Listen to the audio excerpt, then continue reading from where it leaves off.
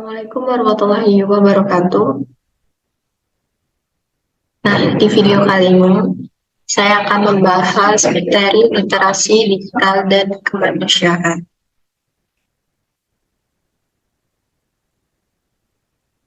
Nah, literasi digital dan kemanusiaan.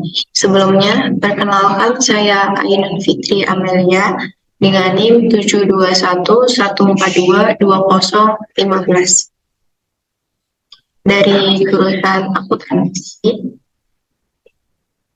Nah, materi literasi digital dan kemanusiaan dibagi menjadi 7 topik. Nah, 7 topik ini yang akan saya bahas di video kali ini. Nah, topik yang pertama yaitu tentang hubungan manusia dan teknologi. Hubungan manusia dan teknologi itu saling berhubungan, yaitu bisa dilihat dari bahasa, sistem pengetahuan, organisasi sosial, sistem peralatan hidup dan teknologi, sistem mata pencarian,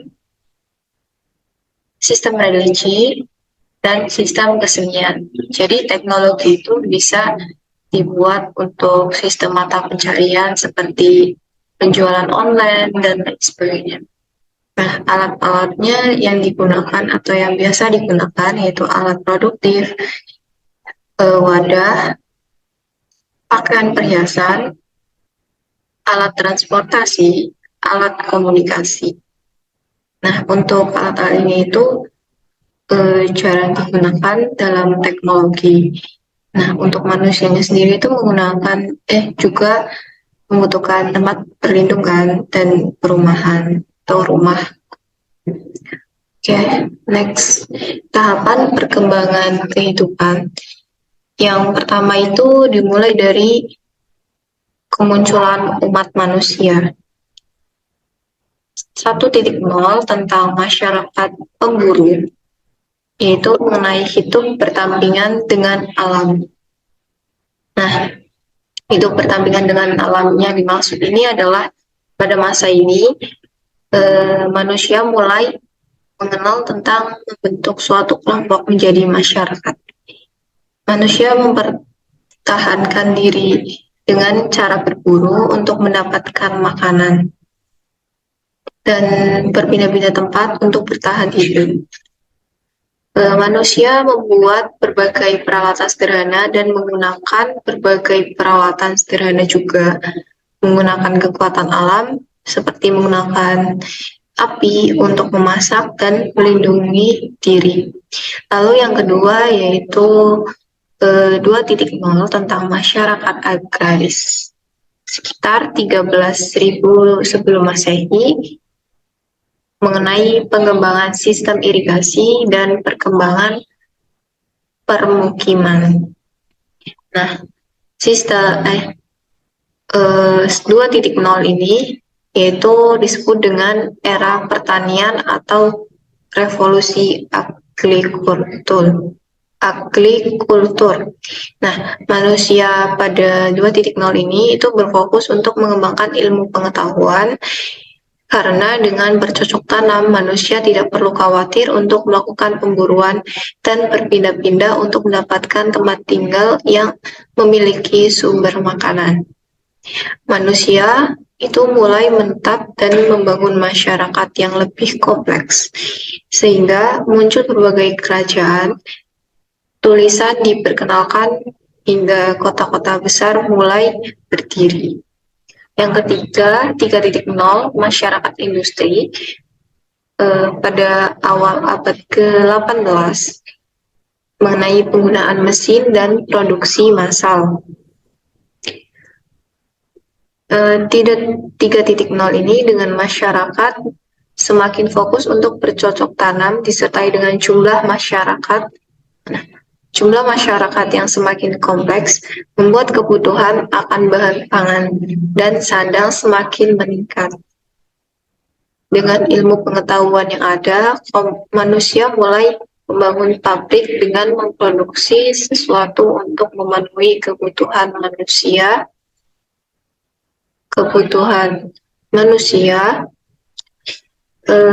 Manusia bekerja di Biasanya itu manusia bekerja di pabrik-pabrik dengan sistem A.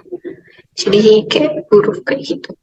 Terus 4.0 yaitu masyarakat informasi pada abad ke-20. Penggunaan komputer dan teknologi informasi.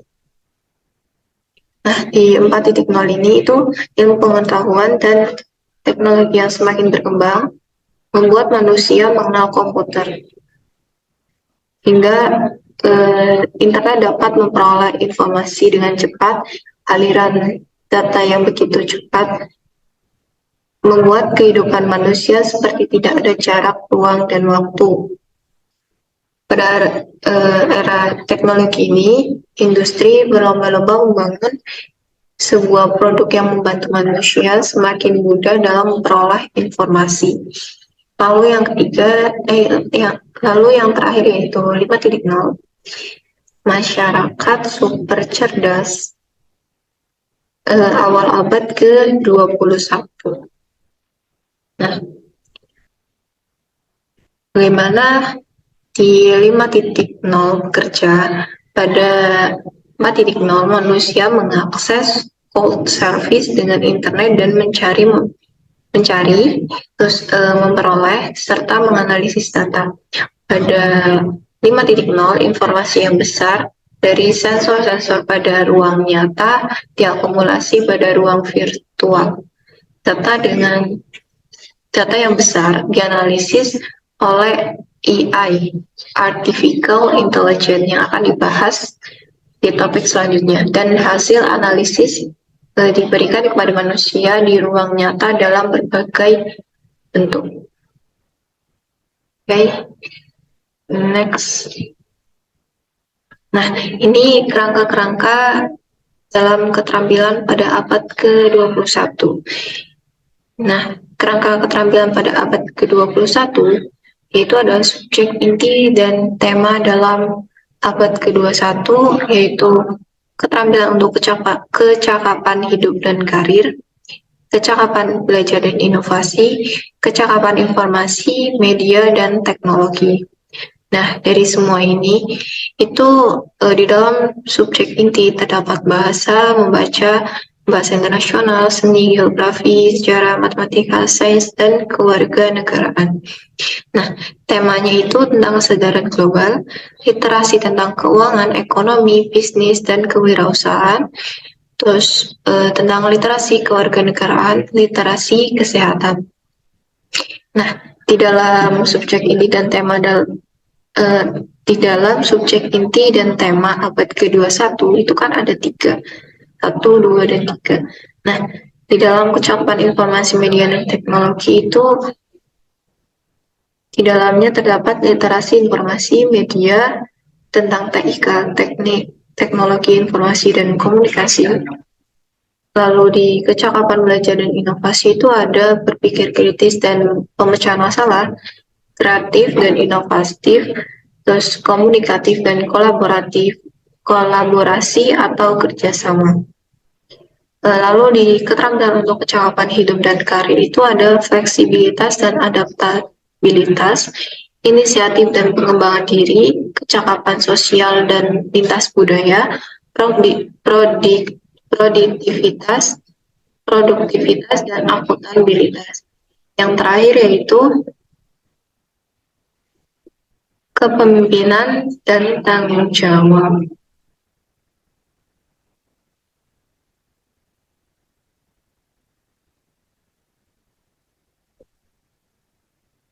Lalu berikutnya, ini adalah perkembangan revolusi industri dari 1.0 sampai 4.0.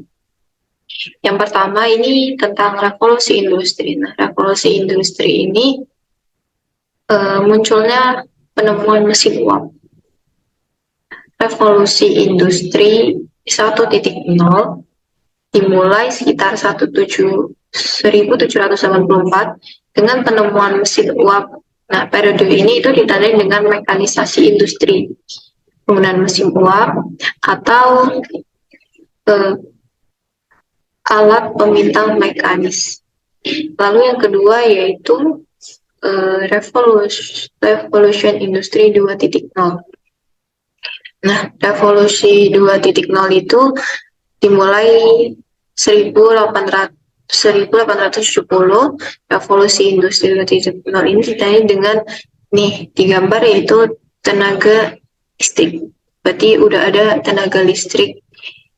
Nah, muncul lini produktivitas dan perkembangan transportasi secara masif. Lalu yang ketiga yaitu revolusi industri 3.0. Nah, revolusi industri 3.0 itu dimulai pada tahun 1968. Dikenal pula dengan istilah revolusi digital. Ciri utamanya itu dikenal otomatisasi, elektronisasi, dan penggunaan komputer. Jadi penggunaan komputer itu muncul pada revolusi industri pada 3.0. Oke, yang terakhir yaitu revolusi industri 4.0. Ini salah, terusnya 4.0. Nah, revolusi industri 4.0 yaitu berawal pada abad ke-21. Nah, pada abad ke-21. Nah, dikenal sebagai Cyber Physical System SPS yang merupakan integrasi antara physical system, komputasi, dan juga network atau komunikasi. Oke, selanjutnya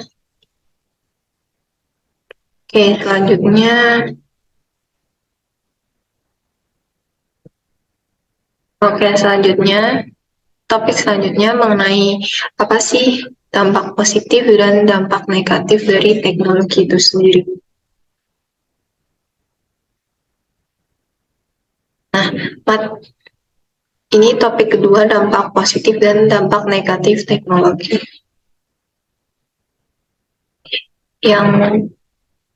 Dampak positif ini ada bagi pendidikan, bidang kesehatan, bidang transportasi, dan bidang bisnis.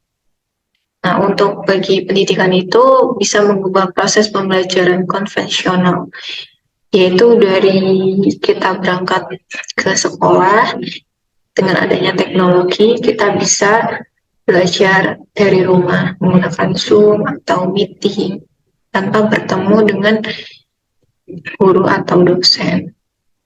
Terus juga bisa dengan tugas, biasanya dikumpulin di ketua kelas atau kumpulin di guru yang membutuhkan effort gitu ya ke sekolah. Nah, dengan adanya teknologi ini kita bisa tinggal klik aja di aplikasi tertentu yang ditentukan oleh dosen atau guru. Jadi kita tinggal ngumpulin, dibuat PDF, lalu diklik untuk dikumpulkan. Terus yang kedua yaitu bidang kesehatan. Nah, pada manajemen rekam medis menggunakan kartu pintar atau smart card. Nah, hanya dengan memasukkan data pada kartu itu, tenaga medis atau yang berkepentingan bisa memperoleh riwayat penyakit pasien dan penanganannya. Teknik informasi komputer juga dipakai dalam pencitraan alat-alat medis seperti CT scan atau MRI. Nah, di dalam kesehatan ini juga berpengaruh penting ya. Jadi, semisal malam-malam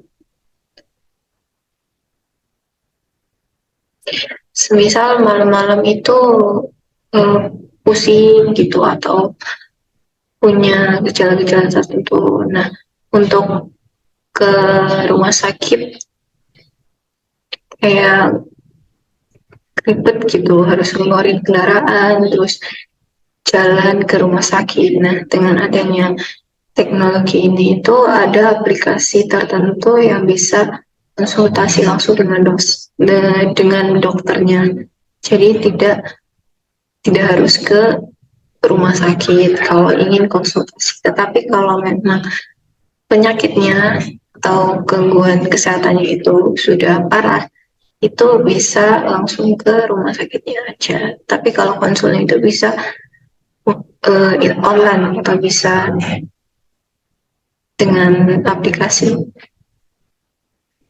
apa gitu lupa namanya. Lalu selanjutnya yaitu pastinya kan kalau ada dampak positif, ada dampak negatif juga.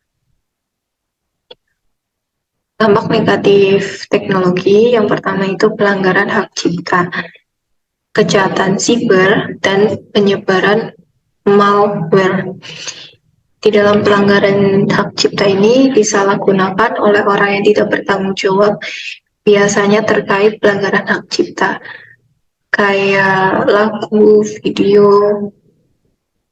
dan lain sebagainya. Terus yang kedua yaitu kejahatan siber. Kejahatan siber memanfaatkan teknologi atau jaringan komputer. Contohnya itu kejahatan seperti pembajakan kartu kredit, penipuan online, dan sebagainya. Kejahatan siber dapat terjadi lintas negara, memberikan kerugian besar, dan sering sulit dibuktikan secara hukum. Lalu yang ketiga yaitu penyebaran malware. Apa sih malware itu? Nah, malware itu adalah program komputer yang sifatnya mencari kelemahan pada software.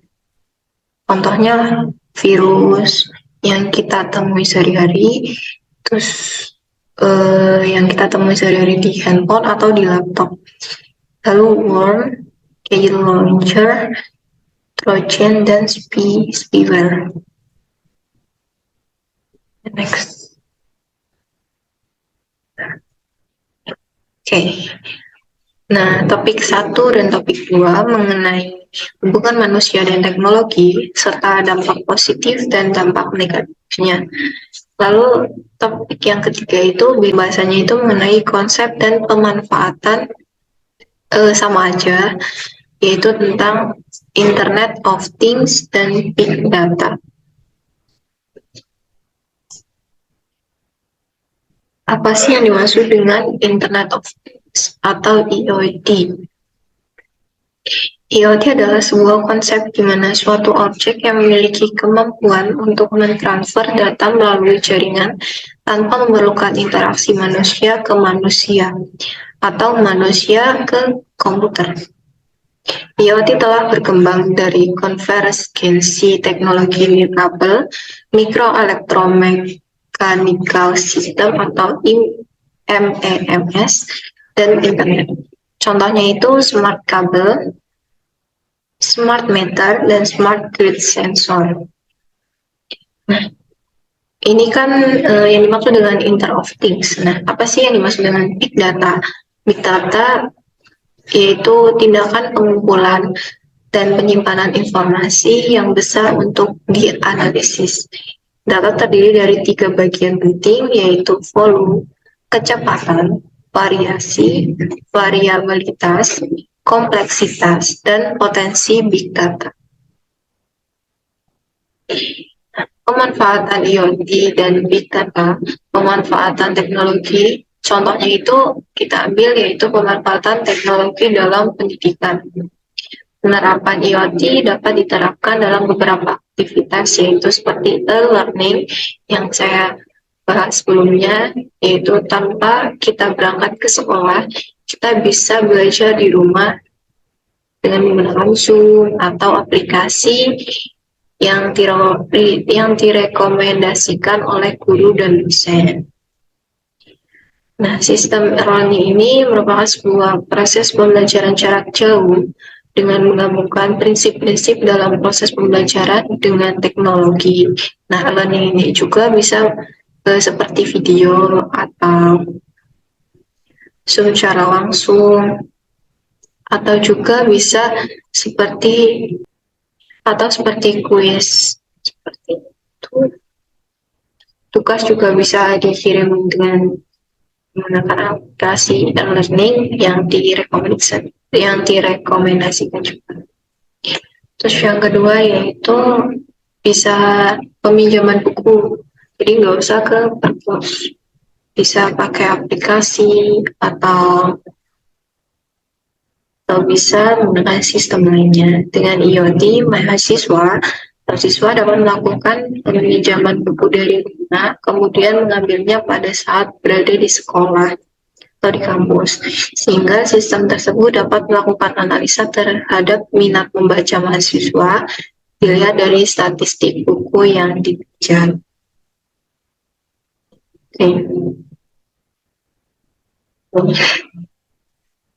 Oke. Topik selanjutnya, topik 4, yaitu tentang konsep dan pemanfaatan Artificial Intelligence atau AI. Nah, AI itu sendiri adalah kecerdasan buatan. Merupakan mesin yang belajar dari pengalaman, menyesuaikan diri dengan inputan baru, dan melakukan tugas seperti manusia.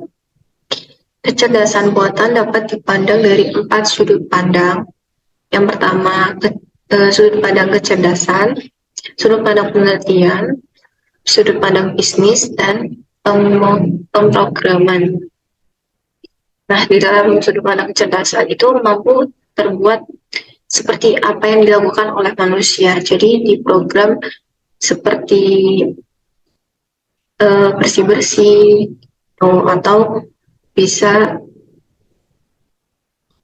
seperti Google gitu. Jadi kita search apa aja yang ada di Google, nanti otomatis yang kita search itu muncul.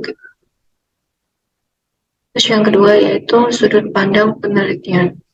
Nah, sudut pandang penelitian ini kecerdasan buatan adalah suatu studi bagaimana membuat agar komputer dapat melakukan sesuatu sebaik yang dikerjakan oleh manusia. Yang ketiga itu sudut pandang bisnis, kumpulan peralatan yang sangat powerful dan metodologis dalam menyelesaikan masalah-masalah bisnis. Yang keempat yaitu sudut pandang pemrograman, seperti pemrograman simbolik, penjelasan masalah, problem solving, dan pencarian. Pemanfaatan Artificial Intelligence atau AI. Kecerdasan buatan AI dapat digunakan untuk mengoptimalkan pekerjaan yang berulang-ulang dan memakan waktu yang banyak. Jadi itu waktunya itu lebih singkat, cepat, dan mudah. Selain itu, AI mampu bekerja dengan tingkat keakuratan dan konsistensi yang tinggi, sehingga dapat meminimalisir kesalahan. Dan sektor kesehatan, AI dapat menjadi andalan dalam mendeteksi penyakit dan membantu dokter dalam melakukan diagnosis. Nah, untuk di bidang pendidikan sendiri, AI dapat menunjang proses pembelajaran dengan memberikan materi yang disesuaikan dengan kebutuhan siswa.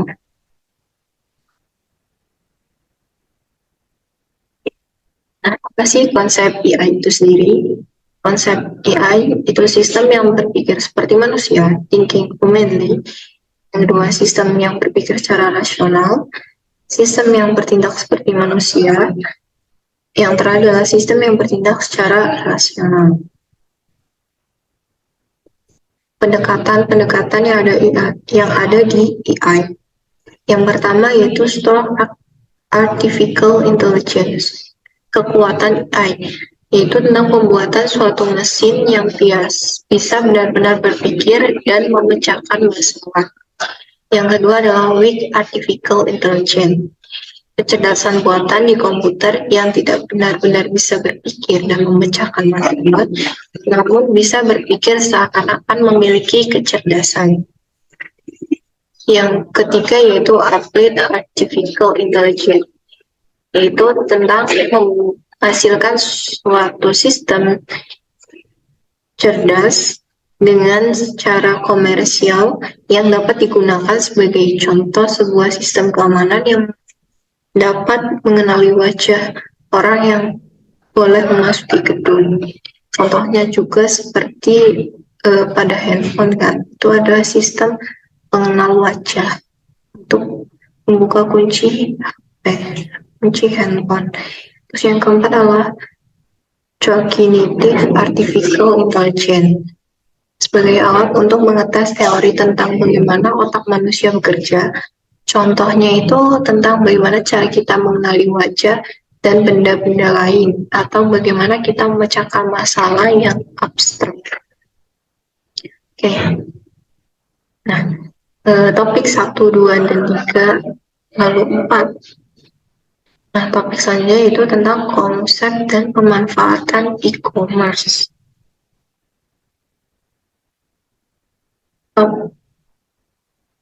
Emang topik 4 ya? Nanti mulai. Topik selanjutnya yaitu konsep dan pemanfaatan e-commerce. Penggunaan internet dan web untuk transaksi bisnis, transaksi komersial yang tersedia secara digital antara lintas organisasi atau perusahaan maupun individu. Nah, bedanya e-commerce dan e-business yaitu e-business adalah digitalisasi transaksi dan proses yang terjadi di dalam perusahaan, melibatkan sistem informasi yang dikendalikan oleh perusahaan. Oke, next. Nah, di dalam teknologi e-commerce ini terdapat 8 fitur unik. Yang pertama itu adalah ubiquity atau tersedia masif dan mudah ditemui. Yang kedua, global reach atau mencapai pasar global. Yang ketiga, universal standar lebih umum. Yang keempat adalah informasi richness, keberagaman informasi. Yang kelima adalah interactivity atau interaktif. Yang keenam, informasi density atau kedalaman informasi. Yang ketujuh adalah personalization atau customization atau kostum. Yang terakhir adalah sosial teknologi atau teknologi sosial.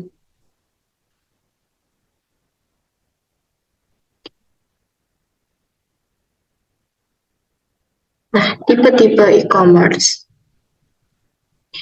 yaitu ada business to commerce, business to business, commerce to commerce, social e-commerce, mobile e-commerce, dan local e-commerce. Nah, di dalam e-commerce sendiri itu pastinya ada pemanfaatannya. Nah, pemanfaatan e-commerce dapat membantu bisnis untuk memasarkan produk atau jasa mereka secara lebih luas dan efektif. Selain itu, e-commerce juga dapat membantu bisnis untuk mempermudah komunikasi antara prosedur produsen dan konsumen, mempermudah pemasaran dan promosi barang atau jasa, serta menjangkau target pasar yang lebih luas. Oke. Nah, topik yang keenam yaitu etika pada dunia siber. Apa sih yang dimaksud dengan etika siber? Atau biasa dikenal dengan etika dunia maya. Adalah studi tentang etika sebagai cabang dari ilmu filsafat yang berkaitan dengan etika komputer dari pemakaian internet dan membahas mengenai perilaku pengguna dunia maya serta apa yang dilakukan mereka pada dunia siber tersebut. Etika siber membahas mengenai hak dan kewajiban pengguna internet dalam menggunakan teknologi informasi dan komunikasi. Jadi itu contohnya seperti komen yang tidak mengenakan atau komen yang negatif di IG postingan seseorang. Nah, itu termasuk etika yang tidak baik dalam siber.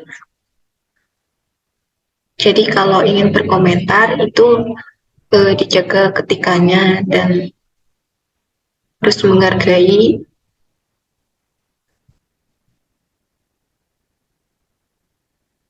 Nah, pemanfaatan etika yang bijak.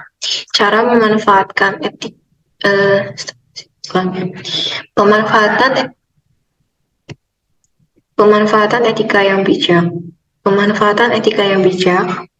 Nah, cara memanfaatkan internet dengan bijak, yang pertama itu menyesuaikan dengan kebutuhan. Yang kedua, tepat batasan waktu. Yang ketiga, melakukan kegiatan positif tanpa berkomentar yang negatif. Atau yang memiliki unsur sara itu tidak boleh. Terus mengawasi anak di bawah umur. Salah satu penggunaan internet secara bijak adalah dengan menghindari plagiasi. Plagiasi terjadi salah satunya jika kita tidak memberikan sumber kutipan dan referensi dari gagasan orang lain yang kita tulis dalam tulisan kita. Atau dalam video gitu di YouTube kita ambil atau lagunya juga kita masukkan ke video kita, itu termasuk plagiarisme atau melanggar hak cipta. Kalau tidak ditaruh kutipan atau referensi yang dari referensi yang asli. Nah, lalu yang terakhir, topik 7 yaitu tentang aturan hukum informasi dan transaksi elektronik. Nah, bagaimana aturan tentang informasi dan transaksi elektronik? Ada 3, yaitu KUHP, Undang-Undang Nomor 11 Tahun 2008 tentang ITE, Undang-Undang Nomor 19 Tahun 2016 tentang perubahan Undang-Undang Nomor 11 Tahun 2008. Jadi ada pembaruan di Undang-Undang Nomor 11 menjadi Undang-Undang Nomor 19 mengenai ITE. Undang-undang ini berlaku untuk setiap orang yang melakukan perbuatan hukum sebagai diatur dalam undang-undang, baik yang berada di wilayah hukum Indonesia maupun di luar wilayah, yang memiliki akibat hukum di wilayah hukum Indonesia atau di luar wilayah Indonesia dan merugikan kepentingan Indonesia. Nah, ini itu masuk pada pasal 2 Undang-Undang ITE. Asas pada pasal 3 itu ada 5. Yang pertama adalah asas kepastian hukum, asas manfaat, asas kehati-hatian, asas iktikat baik, asas kebebasan memilih teknologi dan atau netral teknologi. Nah, yang dimaksud dengan asas kepastian hukum berarti landasan hukum bagi pemanfaatan teknologi informasi dan transaksi elektronik serta segala sesuatu yang mendukung penyelenggaraannya yang mendapat pengakuan hukum di dalam dan di luar pengadilan. Yang kedua yaitu asas manfaat. Nah, asas manfaat berarti asas bagi pemanfaatan teknologi informasi dan transaksi elektronik diupayakan untuk mendukung proses berinformasi sehingga dapat meningkatkan kesejahteraan masyarakat. Yang ketiga adalah asas kehati-hatian yang berisi tentang landasan bagi pihak yang bersangkutan harus memperhatikan segenap aspek yang berpotensi mendatangkan kerugian, baik dari dirinya maupun bagi pihak lain dalam pemanfaatan teknologi informasi dan transaksi elektronik. Yang keempat adalah asas itikat baik. Digunakan para pihak dalam melakukan transaksi elektronik tidak bertujuan untuk secara sengaja dan tanpa hak atau melawan hukum yang mengakibatkan kerugian bagi pihak lain tanpa sepengetahuan dari pihak lain tersebut. Lalu yang kelima adalah asas kebebasan. Nah, asas kebebasan memilih teknologi atau netral teknologi itu berarti tentang pemanfaatan teknologi informasi dan transaksi elektronik tidak berfokus pada penggunaan teknologi tertentu sehingga dapat mengikuti perkembangan pada masa yang akan datang.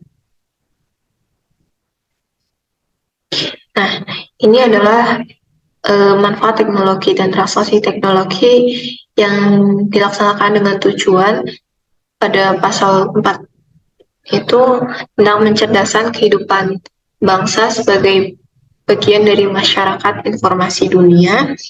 Yang kedua adalah mengembangkan perdagangan dan perekonomian nasional dalam rangka meningkatkan kesejahteraan masyarakat.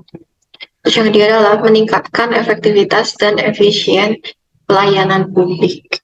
Yang keempat, membuka kesempatan seluas-luasnya kepada setiap orang untuk memasukkan pemikiran dan kemampuan di bidang penggunaan dan pemanfaatan teknologi informasi seoptimal mungkin dan bertanggung jawab, dan memberikan rasa aman, keadilan, dan kepastian hukum bagi pengguna dan penyelenggara teknologi informasi. Nah, ini adalah cakupan materi tentang UU ITE. Pasal 5, di pasal 5 dan pasal 6 UU ITE itu intinya itu pengakuan informasi dan dokumen elektronik sebagai alat bukti hukum yang sah. Lalu yang pasal 11 dan pasal 12 UU ITE itu tentang pengakuan atas tanda tangan elektronik. Pasal 13 dan pasal 14 UU ITE adalah penyelenggaraan sertifikasi elektronik. Dan pasal 15 dan pasal 6, pasal 23 dan pasal 24 UU ITE, pasal 25 dan pasal 26, pasal 7 sampai pasal 37 ITE. Itu ada pada gambar di sini. Jadi lebih singkatnya itu pasal 27 membahas tentang asusila, perjudian, penghinaan, pemerasan. Nah, pada pasal 28 itu tentang berita hoax, berita bohong, atau yang menyesatkan, berita penyebaran kebencian dan permusuhan. Nah, untuk pasal 29 itu ancaman kekerasan dan menakut-nakuti atau meneror gitu. Terus pasal yang 30 itu tentang akses komputer pihak lain tanpa izin. Jadi kayak ngehack gitu, ngehack komputer orang.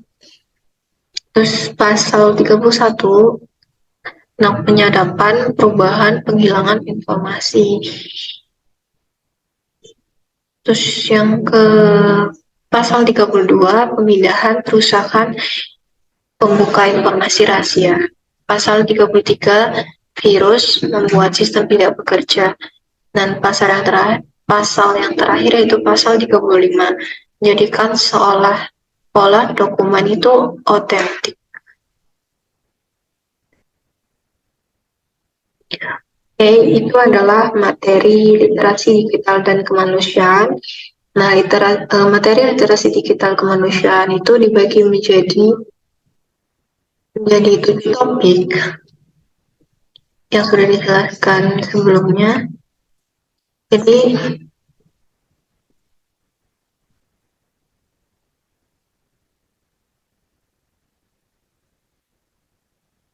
nah, ini adalah topik-topik yang ada di materi literasi digital dan kemanusiaan.